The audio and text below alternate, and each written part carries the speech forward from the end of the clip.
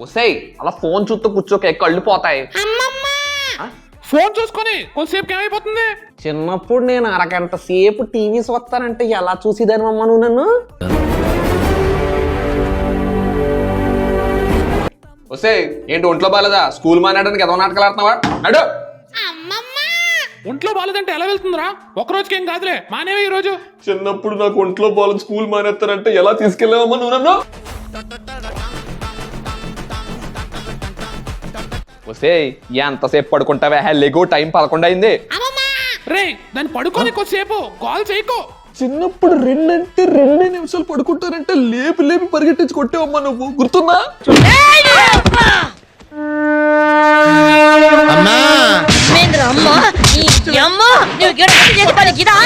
ఏంటి పిజ్జా కావాలా? కాల్ ఎరగొడతాను. డబ్బులు వేస్ట్ చేయడం కాకపోతే పిజ్జాలు కేఎఫ్సీలు అంటే.